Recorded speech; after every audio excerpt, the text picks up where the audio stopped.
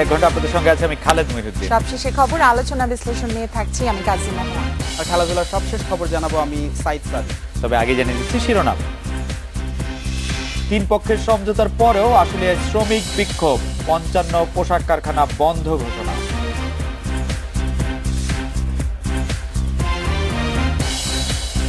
নারায়ণগঞ্জে প্রার্থীদের প্রচার শেষ হচ্ছে মধ্যরাতে, কেন্দ্রে বিশৃঙ্খলা হলে গুলি চালাবে পুলিশ।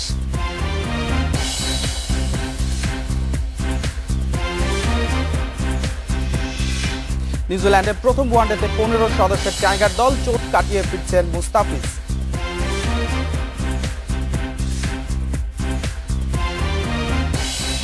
রাত 9টায় বাংলাদেশে আজ মতামত পাঠানোর বিষয়, নারায়ণগঞ্জে ভোটের পরিবেশ। মতামত পাঠাতে পারেন এসএমএস অথবা ফেসবুকে। আপনাদের মতামত জানিয়ে দিচ্ছি সংবাদের পরের অংশে। শ্রম আইন অনুযায়ী শ্রমিকেরা কাজ না করার অভিযোগে আশুলিয়ার 55টি পোশাক কারখানা বন্ধ করে দেওয়া হয়েছে। এসব কারখানা যতদিন বন্ধ থাকবে ততদিন শ্রমিকেরা বেতন পাবেন না। বিজিএমইএ ভবনের বিকেলে সংবাদ সম্মেলনে সিদ্ধান্ত জানায় সংগঠনটি। এর আগে সচিবালয়ের সংবাদ সম্মেলনে শ্রম প্রতিমন্ত্রী বলেন, পরিস্থিতি নিয়ন্ত্রণে প্রয়োজনে কঠোর হবে সরকার।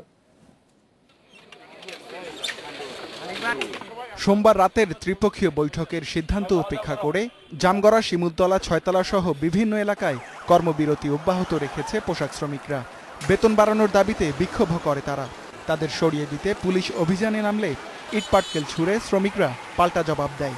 কোনো বিশৃঙ্খলার সুযোগ নেই, আমরা সমন্বিতভাবে এবং শ্রমিকদের কল্যাণে কাজ করব। আমরা আশা করি কোনো ধরনের ভুল বোঝাবুঝি হবে না এবং অতীতের মধ্যে কোনো আন্দোলন সংগ্রাম এই ধরনের কোনো আমরা দেখতে চাই না। আশুলিয়ার ঘটনায় সচিবালয়ে সংবাদ সম্মেলনে শ্রম প্রতিমন্ত্রী আবারও শ্রমিকদের আন্দোলন থেকে সরে আসার আহ্বান জানান। বলেন, এটা পোশাক শিল্পকে ধ্বংস করার দেশি বিদেশি ষড়যন্ত্র। অন্যায়ভাবে যদি আপনি দাবি আদায় করতে চান, সরকারি ব্যাপারে কঠোর, কারণ এই সেক্টর আমাদের জন্য খুবই গুরুত্বপূর্ণ। এই সেক্টরে কোনো অন্যায় আবদার, কোনো অসৎ পথে, কোনো রকম ওই পিছনের পথে যদি কেউ কিছু করতে চান, সেটা বরদাস্ত করা হবে না। বিকেলে সংবাদ সম্মেলনে আন্দোলনরত শ্রমিকদের বিরুদ্ধে কড়া অবস্থানের কথা জানায় বিজিএমইএ। নাশকতা থেকে সরে এসে শ্রমিকদের দ্রুত কাজে যোগ দেওয়ার আহ্বান জানান সংগঠনের সভাপতি। 13(1) ধারা অনুযায়ী অনির্দিষ্টকালের জন্য আশুলিয়া এলাকায় তাদের ওই কারখানাগুলো বন্ধ করতে বাধ্য হলেন। এই পরিস্থিতিতে কোনো শ্রমিক কারখানায় কাজ না করলে আইন অনুযায়ী ওই সময়ের জন্য বেতন পাবেন না। পোশাক খাত নিয়ে ষড়যন্ত্র দমনে নতুন আইন করার দাবিও জানায় বিজিএমইএ। Ruhul Amin, Independent News, Dhaka.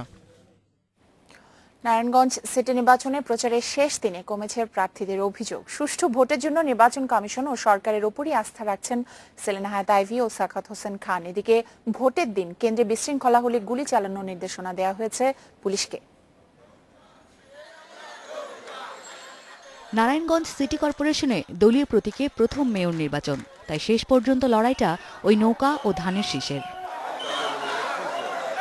প্রচারের শেষ দিনে নিজের বাড়ি থেকে বের হয়েই জনসংযোগ শুরু করেন আওয়ামী লীগের সেলিনা হায়াত আইভী।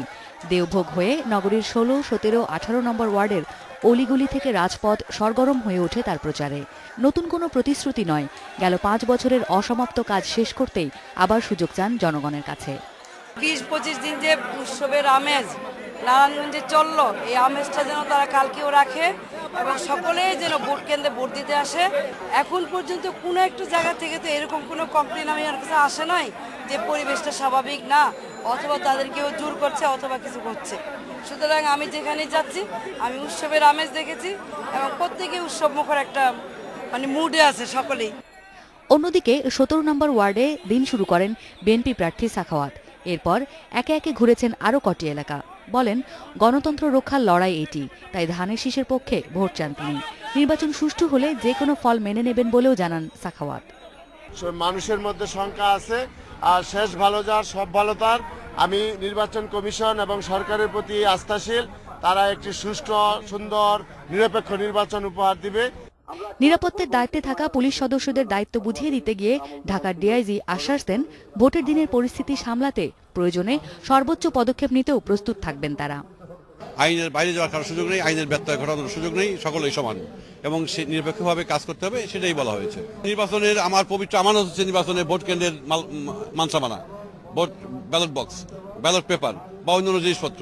এখন এরকম লুট করতে আসে, ওকে বসে থাকবে নাকি? ও তো গুলি করা তো করতে বাধ্য, না করলেই তার বিরুদ্ধে ব্যবস্থা হবে। নারায়ণগঞ্জের পরের মেয়রকে বেছে নিতে প্রায় 4.5 লাখ ভোটারের অপেক্ষার সময় কমে আসছে, আর বাড়ছে নির্বাচনী উত্তাপ উৎকণ্ঠা। নারায়ণগঞ্জে নির্বাচন মানেই ভিন্ন কিছু, ভোটার প্রার্থী সব দিক থেকে। রাজধানীর খুব কাছাকাছি হওয়ায় জাতীয় নেতা আর রাজনীতি সবসময় বড় নিয়ামক ছিল। সেই সাথে প্রার্থীদের বিরামহীন প্রচার আর নির্বাচনী কৌশল, সেই সবও যোগ হয়েছে। সব মিলে অবশ্য সুষ্ঠু একটা ভোটের দিকেই তাকিয়ে সবাই। Asmamita, Independent News, Narayanganj. Narayanganj city corporation নির্বাচনের শেষ মুহূর্তে প্রচারণা নিয়ে কথা বলতে এই মুহূর্তে আমাদের সাথে আছেন সহকর্মী নূরে আলম। নূরে আলম, আমরা প্রায় 2 সপ্তাহ জমজমাট ক্যাম্পেইন শেষ হচ্ছে আজকে। যারা ক্যাম্পেইন করছিলেন তারা এই 2 দিন কি করবেন, তারা এটি আপনাদেরকে বলেছেন কিনা, আপনাকে বলেছেন কিনা? হ্যাঁ, আর 3 ঘন্টা পরে আনুষ্ঠানিকভাবে নারায়ণগঞ্জ সিটি কর্পোরেশন নির্বাচনে প্রার্থীদের প্রচারণা শেষ হয়ে যাচ্ছে এবং তারপরে কিন্তু পরশুদিন নির্বাচন, মাঝখানে কিন্তু একটি দিন রয়েছে এবং সেই দিনটি তারা কি করতে পারবেন সে বিষয়ে আমি কথা বলেছিলাম নারায়ণগঞ্জ জেলার রিটার্নিং অফিসার নুরুজ্জামান তালুকদারের সাথে। তিনি আমাকে বলেছেন যে প্রার্থীরা আনুষ্ঠানিকভাবে কোনো প্রকার প্রচারণা চালাতে পারবে না। ঠিক আমি জানতে চাইছিলাম যে রিটার্নিং কর্মকর্তা তো আইনের কথা বলবেন, আমি জানতে চাইছিলাম যে যারা নির্বাচনটি করছেন সেই প্রার্থীরা কি করবেন, যারা ক্যাম্পেইন করছিলেন সমর্থকরা তারা কি করবেন, তারা মানে আমারই তো দম বন্ধ হয়ে আসছে, তাদের কি হবে আসলে এই 2 দিন, তারা যে নির্বাচনী প্রচারণা করতে পারবেন না? হ্যাঁ, আমি প্রার্থীদের সাথে কথা বলেছিলাম, বিশেষ করে সাধারণ কাউন্সিলর প্রার্থী এবং মেয়র প্রার্থীর সাথে কথা বলেছিলাম। তারা মূলত যে বিষয়টি বলেছে, যেহেতু আজকে রাত 12টার পরে আনুষ্ঠানিকভাবে নির্বাচনী প্রচারণা শেষ হয়ে যাচ্ছে, তারা আনুষ্ঠানিকভাবে কোনো প্রকার প্রচারণা চালাবে না। তবে ব্যক্তিগতভাবে তাদের যেসব লোকজন রয়েছে তারা ভোটারদের কাছে যাবে এবং নির্বাচনী প্রতিশ্রুতিগুলো একদম নির্বাচনের আগ মুহূর্ত পর্যন্ত তাদেরকে দিবে। বলে প্রচারণাটা আনুষ্ঠানিক হবে পিন্টু, মানে কি হলে, মানে আমি যদি প্রার্থীদের বাড়ি বাড়ি যাই তাহলে তো মানে কি করব আমি, তারপর আর মানে আনুষ্ঠানিক হলে আর কি হবে, আলাদা কি হতো? না, আনুষ্ঠানিকভাবে আমরা দেখেছি যে তারা বিভিন্ন স্লোগান সহ বিভিন্ন প্রার্থীদের মানে আওয়াজ করতে পারবে না, ভোটারদের বাড়িতে যেতেন, কিন্তু এই আগামীকালকে তারা হচ্ছে ব্যক্তিগতভাবে তারা যাবেন সেখানে। নূরে আলম, আপনাকে অনেক ধন্যবাদ। প্রচারের সময় শেষ হয়ে যাচ্ছে, কিন্তু বিএনপি এখনো আসলে নির্বাচনে সেনা মোতায়েনের দাবি জানাচ্ছে। নারায়ণগঞ্জ সিটি নির্বাচনে আবারও সেনা মোতায়েনের দাবি জানিয়েছে বিএনপি। দলের নেতা নজরুল ইসলাম খান ও আব্দুল সালাম বিকেলে প্রধান নির্বাচন কমিশনার কাজী রকিবউদ্দিন আহমেদের সঙ্গে দেখা করে এই দাবি জানান। বিএনপির পক্ষ থেকে সিইসি কে জানানো হয়, নারায়ণগঞ্জে 174টির মধ্যে 137টি কেন্দ্রই ঝুঁকিপূর্ণ, তাই নির্বিঘ্নে নির্বাচন করতে হলে সেনাবাহিনী মোতায়েন দরকার। তবে সিইসি জানিয়েছেন, সিটি কর্পোরেশন এলাকায় আইনশৃঙ্খলা বাহিনীর নিয়ন্ত্রণ রয়েছে। সুষ্ঠু ভোটের জন্য বিজিবি সহ আইনশৃঙ্খলা বাহিনীর পর্যাপ্ত সদস্য মোতায়েন আছে, তবে পরিস্থিতি অনুযায়ী ব্যবস্থা নেওয়ার আশ্বাস দিয়েছে কমিশন। এদিকে নির্বাচন কমিশন গঠনে আইন করার উপর জোর দিয়ে রাষ্ট্রপতিকে 5টি প্রস্তাব দিয়েছে জাতীয় পার্টি। বিকেলে বঙ্গভবনে রাষ্ট্রপতির সঙ্গে বৈঠকে দলটি এসব প্রস্তাব দেয়। পরে কাকরাইলে দলীয় কার্যালয়ে সংবাদ সম্মেলন করেন দলের নেতারা। অন্যদিকে বঙ্গভবনে এক বিজ্ঞপ্তিতে জানানো হয়, রাষ্ট্রপতির সঙ্গে জাতীয় পার্টির ইতিবাচক আলোচনা হয়েছে। নতুন নির্বাচন কমিশন গঠনের আলোচনায় অংশ নিতে বিকেলে জাতীয় পার্টির চেয়ারম্যান এইচ.এম. এরশাদ ও senior co chairman Rowshan Ershad সহ 18 সদস্যের প্রতিনিধি দল যায় বঙ্গভবনে। রাষ্ট্রপতির সাথে প্রায় 1.5 ঘন্টা বৈঠক করেন তারা। এ সময় রাষ্ট্রপতিকে 5 দফা প্রস্তাব দেয় জাতীয় পার্টি। এর মধ্যে প্রধান নির্বাচন কমিশনার এবং নির্বাচন কমিশন নিয়োগ সংক্রান্ত একটি আইন তৈরির তাগিদ দেন দলটির নেতারা। পরে কাকরাইলে জাতীয় পার্টির কেন্দ্রীয় কার্যালয়ে সংবাদ সম্মেলন করেন দলের মহাসচিব। 118 অনুচ্ছেদ সুস্পষ্ট উল্লেখ আছে একটি আইন প্রণয়ন করার জন্য। সংবিধানের এই অনুচ্ছেদে বলা হয়েছে, প্রধান নির্বাচন কমিশনার এবং অনধিক 4 জন নির্বাচন কমিশনারকে লয়ে বাংলাদেশের একটি নির্বাচন কমিশন থাকবে এবং উক্ত বিষয় প্রণীত কোনো আইনের বিধানাবলী সাপেক্ষে রাষ্ট্রপতি প্রধান নির্বাচন কমিশনারকে অন্যান্য নির্বাচন কমিশনারদেরকে নিয়োগ প্রদান করিবেন। নির্বাচন কমিশনার নিয়োগের ক্ষেত্রে কিছু যোগ্যতা ও অভিজ্ঞতার শর্ত দেওয়া হয়েছে জাতীয় পার্টির প্রস্তাবে। এর মধ্যে চারিত্রিক স্বচ্ছতা সহ 9টি শর্ত সুপারিশ করেছেন জাতীয় পার্টির চেয়ারম্যান হুসেইন মোহাম্মদ এরশাদ। তবে সার্চ কমিটির জন্য কারো নাম প্রস্তাব করেনি জাতীয় পার্টি। আলাপ আলোচনা ছিল, আলোচনার স্বচ্ছতা ছিল, আন্তরিকতা ছিল এবং দেশের মানুষের প্রতি যে তার দরদ এবং এই যে সমস্যাগুলো সৃষ্টি হচ্ছে নির্বাচনকে কেন্দ্র করে, নির্বাচন কমিশন কেন্দ্র করে, এই সমস্যা তিনি আন্তরিকভাবে সমাধান করতে চান। বৈঠক শেষে এক বিজ্ঞপ্তিতে রাষ্ট্রপতি মোহাম্মদ আব্দুল হামিদ জানিয়েছেন, জাতীয় পার্টির প্রস্তাব নির্বাচন কমিশন গঠনে ইতিবাচক ভূমিকা রাখবে। নির্বাচন কমিশন গঠনে সব রাজনৈতিক দলের সহযোগিতা কামনা করেন রাষ্ট্রপতি। অনিমেষ কর, ইন্ডিপেন্ডেন্ট নিউজ, ঢাকা। এবার একটি বিরতি নিচ্ছি।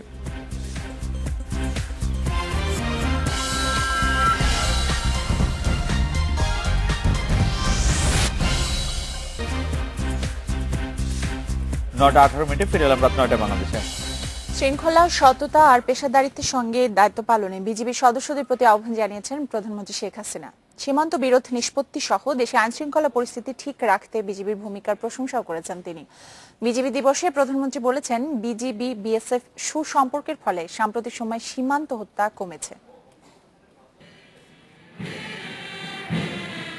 বিজিবি দিবসে প্যারেড পরিদর্শন ও সালাম গ্রহণ করেন প্রধানমন্ত্রী শেখ হাসিনা। এ সময় তিনি মুক্তিযুদ্ধের প্রথম প্রতিরোধ থেকে শুরু করে 2014 সালের পেট্রোল বোমা সন্ত্রাস মোকাবেলায় বিজিবির অবদানের কথা স্মরণ করেন।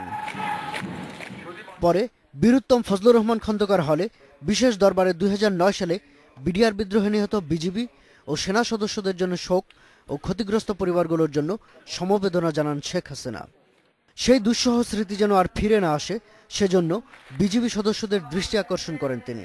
শৃঙ্খলাবোধ, মানবিকতা এবং সর্বোপরি পারস্পরিক সহানুভূতিশীলতাই একটি বাহিনীকে দৃঢ় ভিত্তির উপর দাঁড় করাতে পারে, সে বিশ্বাসটা থাকতে হবে। নতুন আইন করে আমরা নতুন নামও দিয়েছি, যেন ওই কলঙ্কিত নাম আর না থাকে। বিজিবির মর্যাদাও যেন সবসময় সমুন্নত থাকে। প্রধানমন্ত্রী বলেন, অধস্তনদের অভাব অভিযোগের বিষয়ে ঊর্ধ্বতনদের খেয়াল রাখতে হবে। বিজিবি আধুনিকায়নে বর্ডার গার্ড আইন 2010 সহ সরকারের বিভিন্ন উদ্যোগের প্রসঙ্গ টেনে প্রধানমন্ত্রী বলেন, দাবি দেওয়া থাকলে সরকারকে জানাতে হবে। ছিটমহল তথা সীমান্ত বিরোধ সমাধানে বিজিবির ভূমিকাকে প্রশংসনীয় বলে উল্লেখ করেন প্রধানমন্ত্রী। সীমান্তে নিরীহ বাংলাদেশি নিহতের ঘটনা আমাদের কাছে অত্যন্ত উদ্বেগের বিষয়। তবে সাম্প্রতিক বছরগুলোতে আপনাদের প্রচেষ্টায় বিএসএফ এর সাথে বন্ধুত্বপূর্ণ সম্পর্ক জোরদার করার ফলে সীমান্তে নিহতের সংখ্যা অনেক হ্রাস পেয়েছে। প্রধানমন্ত্রী বলেন, পৃথিবীর আর কোথাও সীমান্ত বিরোধের এত শান্তিপূর্ণ নিষ্পত্তি হয়নি। রোহিঙ্গা ইস্যু, দেশে মাদক চোরাচালান প্রতিরোধেও বিজিবির তৎপরতার প্রশংসা করেন প্রধানমন্ত্রী। Shahadat Hossain, independent News, Dhaka. খেলাধুলার খবরের জন্য সাইসাদি আপনার কাছে চলে যাচ্ছি। ভালো খবর হচ্ছে মুস্তাফিজ ফিরছেন। 26 মার্চ ওয়ার্ল্ড টি20তে মুস্তাফিজ নিউজিল্যান্ডের সঙ্গে কিন্তু খেলেছিলেন সবশেষ ম্যাচ এবং নিউজিল্যান্ডের বিপক্ষেই তিনি ফিরছেন। প্রস্তুতি ম্যাচে তার ফিটনেসটা দেখা হবে, তারপরে মূল একাদশে তাকে রাখা হবে কিনা সেই বিষয়ে সিদ্ধান্ত আসবে। দল নির্বাচনের খবর রয়েছে এবং আরো কিছু খবর রয়েছে, তার আগে একটা বিরতি নিয়ে নিচ্ছি। আর বিরতির আগে যা জানাবো, কাল বাংলাদেশের যুবাদের সেমিফাইনাল বাধা শ্রীলঙ্কা, আত্মবিশ্বাসী সাইফ হাসান।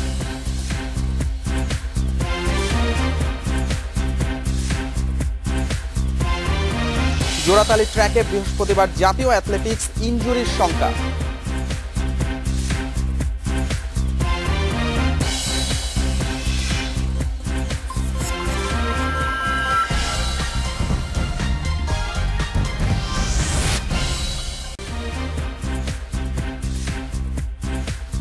ফিরে এলাম 9টায় বাংলাদেশে, জানাবো খেলাধুলার সবশেষ কিছু খবর। নিউজিল্যান্ডের বিপক্ষে প্রস্তুতি ম্যাচে প্রথম ওয়ানডের জন্য 15 সদস্যের দল ঘোষণা করেছে বিসিবি। ইনজুরি কাটিয়ে ফিরেছেন মুস্তাফিজুর রহমান। প্রস্তুতি ম্যাচে তার ফিটনেস দেখে ওয়ানডেতে খেলানোর পরিকল্পনা করছে ম্যানেজমেন্ট, আর আলাদাভাবে নজর থাকছে লেগ স্পিনার তানভীর হায়দারের ওপর। ওয়ার্ল্ড টি20-র পর আন্তর্জাতিক ক্রিকেটে ফিরছেন মুস্তাফিজুর রহমান। কাঁধের চোটের কারণে প্রায় 6 মাস মাঠের বাইরে ছিলেন টাইগার সেন্সেশন। আসল পরীক্ষার আগে খেলবেন প্রস্তুতি ম্যাচ। ফিটনেস দেখেই একাদশে জায়গা পেতে পারেন দ্য ফিজ। যুব এশিয়া কাপের দ্বিতীয় সেমিফাইনালে কাল শ্রীলঙ্কার মুখোমুখি হচ্ছে বাংলাদেশ। ম্যাচ শুরু বাংলাদেশ সময় বেলা 3টায়। জোড়াতালি ট্র্যাকে বঙ্গবন্ধু জাতীয় স্টেডিয়ামে বৃহস্পতিবার শুরু হচ্ছে জাতীয় অ্যাথলেটিক্স প্রতিযোগিতা। 3 দিন ব্যাপী আয়োজনে অংশ নিচ্ছে 750 অ্যাথলিট। বেহাল ট্র্যাকে ইনজুরি এড়াতে অ্যাথলিটদের সতর্ক থাকার পরামর্শ দিয়েছেন ফেডারেশন কর্তারা। এই ছিল আমার কাছে, আরো কিছু খবর জানাবেন খালেদ এবং মহুয়া। সাইদ, আপনাকে ধন্যবাদ। ঢাকা থেকে পায়রা সমুদ্র বন্দর পর্যন্ত রেলপথ নির্মাণে যুক্তরাজ্যের ডিপি রেলের সঙ্গে সমঝোতা স্মারক সই করেছে রেলপথ মন্ত্রণালয়। রাজধানীর রেল ভবনে সকালে সমঝোতা স্মারকে সই করে দুই পক্ষ। সরকারি বেসরকারি অংশীদারত্ব বা পিপিপির মাধ্যমে 240 কিলোমিটারের রেলপথ নির্মিত হবে। 60,000 কোটি টাকা ব্যয়ের প্রকল্প বাস্তবায়ন হলে রেল নেটওয়ার্কের আওতায় আসবে দেশের তৃতীয় সমুদ্র বন্দর পায়রা। অনুষ্ঠানে রেলমন্ত্রী মুজিবুল হক ও বাংলাদেশে সফররত ব্রিটিশ সরকারের বাণিজ্য বিষয়ক দূত রোশনারা আলী উপস্থিত ছিলেন। রেলমন্ত্রী বলেন, এর মাধ্যমে দেশের সব জেলা রেলপথের আওতায় আসবে। এ সময় রোশনারা আলী বলেন, বাংলাদেশের উন্নয়নে সবসময় পাশে থাকছে যুক্তরাজ্য। এই যে একটা বরিশাল জেলায় রেল লাইন নাই, এই কথাটা আর কোনোদিন কেউ বলতে পারবে না। আজকে আমরা শুরু করেছি ইনশাল্লাহ। আজকে যে আমাদের D P rail finance by U K, এই প্রকল্পের মাধ্যমে বাই দিস প্রজেক্ট, এই যে আমাদের ইচ্ছা এবং আকাঙ্ক্ষা আপ টু বরিশাল দেন পায়রা রেল লাইন ইনশাল্লাহ যাবে। আমাদের যে কানেকশন যেটা আছে ব্রিটিশ বাংলাদেশি কমিউনিটি, যে অপরচুনিটি আছে আমরা দেশে, এটা আমরা বাংলাদেশেও চাই। সামনে বাংলাদেশের উন্নতি হওয়ার জরুরি, ইউকেরও উন্নতি হওয়ার জরুরি। আরো খবর জানার আগে নিচ্ছি একটি বিরতি। আর বিরতি পর জানিয়ে ফিরছি। রাত 9:44 ফিরে এলাম। তুরস্কে রুশ রাষ্ট্রদূত হত্যার ঘটনায় তদন্ত দল পাঠিয়েছে মস্কো। সোমবার আঙ্কারার একটি আর্ট গ্যালারিতে খুন হন রুশ রাষ্ট্রদূত আন্দ্রেই কার্লভ। এদিকে জার্মানি বার্লিনে লরি হামলায় জড়িতকে চিহ্নিত করা নিয়ে তৈরি হয়েছে নাটকীয়তা। হামলার পর পাকিস্তানি যুবক নাভিদ বি গ্রেপ্তার হলেও পুলিশ এখন বলছে নাভিদের বিরুদ্ধে অভিযোগের প্রমাণ মেলেনি। ট্রাক এবং লরি এগুলো আসলে এখন টেররিস্টদের একটা নতুন মেশিন হয়ে গেছে। আমরা ফ্রান্সেও দেখেছিলাম যে ট্রাক দিয়ে এভাবে হত্যা করা হয়েছিল যে জুলাইয়ে। 2016টা আসলে ইউরোপের জন্য বেশ একটা অস্থির সময় গেছে। ইউরোপে বিশেষ করে জার্মানি, ফ্রান্সে অনেকগুলো সন্ত্রাসী হামলা হয়েছে। আমি দেখছিলাম যে জুলাইয়ে বিশেষ করে জার্মানিতে হয়েছে এবং ফ্রান্সে 4 থেকে 5টি জুলাই হামলা হয়েছে, টেরর অ্যাটাক। তার মধ্যে ফ্রান্সেরটা সবচেয়ে উল্লেখযোগ্য ছিল। সবচেয়ে বেশি মানুষ মারা গিয়েছিল 84 জন ফ্রান্সে 14 তারিখে। জার্মানিতে জুলাই 24 তারিখ, 22 তারিখ, 19 তারিখ এবং 25 তারিখে 4টি সন্ত্রাসী হামলা হয়েছে এবং বেশ অনেকজনই মারা গেছে। পুরো পরিস্থিতিতে এদের মধ্যে অনেকের বিরুদ্ধে অভিযোগ আছে যারা হলো শরণার্থী, তখন বলছিলাম, এবং মুসলিমও আছে, টিউনিশিয়ার একজন আছে, পাকিস্তানের আছে। পুরো পরিস্থিতিতে এখন ইউরোপে এই সেন্টিমেন্টটা অনেক বেশি হয়তো তৈরি হয়ে যাচ্ছে। জার্মানির চ্যান্সেলর মের্কেল, উনি নিজের দেশে একটা ভয়ঙ্কর পরিস্থিতির মুখোমুখি হচ্ছেন। বেশ কিছুদিন ধরে ক্রিটিসিজম চলছে ওনার বিরুদ্ধে, যেহেতু উনি শরণার্থীদের জায়গা দিয়েছেন এভাবে, এবং আজকের ঘটনাটার পর সেটা নিশ্চয়ই ওনার জন্য আরো টাফ করে দেবে পরিস্থিতি। আপনি এর সঙ্গে যদি যুক্ত করেন যে আঙ্কারায় যে ঘটনাটি ঘটলো, যে একজন পুলিশ সদস্য, যিনি একজন সার্ভিং পুলিশ অফিসার, তিনি রুশ রাষ্ট্রদূতকে খুন করবেন, গুলি করে হত্যা করবেন ক্যামেরার সামনে, তারপরে সেটি বলবেন যে আলেপ্পোর ঘটনাটার প্রতিশোধ নেওয়ার জন্য এটি করা হয়েছে।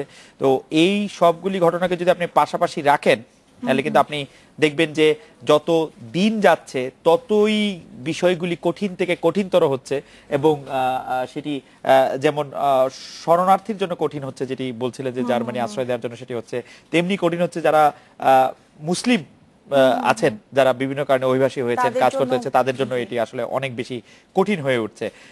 তবে বিশ্বব্যাপী এই কথা অস্বীকার করার উপায় নেই যে 2016 পৃথিবীকে এমন একটি জায়গায় এসে দাঁড় করিয়েছে যে এখান থেকে আসলে এই সমস্যাটির সমাধান না করে জিয়ে রেখে আর সামনে তাকানোর আর কোনো উপায় নেই। বাংলাদেশের কথাও যদি বলেন, পলি আর্টিজানের যে বিষয়টি ছিল 2016, এটা বাংলাদেশের জন্য একটা বড় একটা ঘটনা ছিল। আসলে বাংলাদেশের জন্য অনেকই বড় ঘটনা, যে এই ঘটনা বাংলাদেশের পরবর্তী রাজনৈতিক ভূগোল, রাজনৈতিক ইতিহাস ঠিক করে দেওয়ার জন্য হলি আর্টিজান আসলে অনেকখানি সামনে দুটো ক্রিসমাস এবং নিউ ইয়ারের দুটো অকেশন রয়েছে।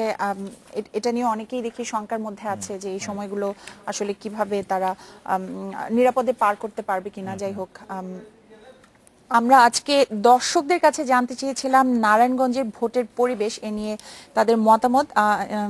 বেশ কিছু SMS আমি দেখতে পাচ্ছি। সালমান বলছেন, আশা করি নারায়ণগঞ্জে ভোটের পরিবেশ সুষ্ঠু ও সুন্দর থাকবে। নাজমুল বলছেন, একটি সুষ্ঠু পরিবেশে ভোটাররা ভোট দিতে পারবেন, এটাই প্রত্যাশা। জালাল বলছেন, নারায়ণগঞ্জের নির্বাচনী কর্মকর্তাদের ভালোভাবে দায়িত্ব পালনের অনুরোধ করছি। সাকিব বলছেন, ভোটের ফলাফল মেনে নেওয়ার মানসিকতা সব প্রার্থীরই থাকা উচিত। রমজান বলছেন, আমি চাই নির্বাচন সুষ্ঠুভাবে হোক এবং দেশের রাজনীতির সুষ্ঠু ধারা ফিরে আসুক। অনামিকা বলছেন, ইসি নারায়ণগঞ্জে ভোটের পরিবেশ সুষ্ঠু করতে যে কোনো পদক্ষেপ গ্রহণ করুক। আমজাদের মতে আমজাদ আশা করছেন নারায়ণগঞ্জ নির্বাচনে সরকার কোনো প্রভাব খাটাবে না। মাহমুদ বলেছেন যে নাসিক নির্বাচন সুষ্ঠু করে ইসির নিরপেক্ষতা প্রমাণ করা উচিত। রাসেল বলছেন, সরকার দলীয় প্রভাব না থাকলে নারায়ণগঞ্জে ভোটের পরিবেশ সুষ্ঠু হবে। নারায়ণগঞ্জের নির্বাচনের ক্ষেত্রে আসলে সরকারকে প্রমাণ করতে হবে যে এই সরকারের অধীনে এই নির্বাচন কমিশন দিয়েই ভালো নির্বাচন হওয়া সম্ভব। নারায়ণগঞ্জ নির্বাচনের দিকে অনেকেই তাকিয়ে আছেন। নারায়ণগঞ্জে বৃহস্পতিবারের নির্বাচন আসলে আমাদের রাজনৈতিক গতিধারা বাংলাদেশের অনেকগুলি ঠিক করে দেবে। যাই হোক, দর্শকদের ধন্যবাদ, তারা নানা ধরনের মতামত আমাদের কাছে পাঠিয়েছেন। পাকিস্তানে ক্রীড়াঙ্গনে নারীর অংশগ্রহণের দৃষ্টান্ত খুব একটা নেই, তবে কোনো বাধাই পরোয়া করছে না 16 বছরের বক্সার সারা বেলুচ। করাচির স্থানীয় প্রতিযোগিতায় শিরোপা জেতা সারাকে দেখে অনেক নারী যোগ দিচ্ছেন বক্সিং এ। তাদের সবার স্বপ্ন অলিম্পিকে অংশগ্রহণ। এই ছিল রাত 9টায় বাংলাদেশের আয়োজনে। আজকে রাত 9টায় বাংলাদেশ শেষ করব দক্ষিণ কোরিয়ার ব্যতিক্রমী ডাইভিং এর কিছু ছবি দেখিয়ে। তার আগে আমরা বিদায় নিচ্ছি। শুভরাত্রি।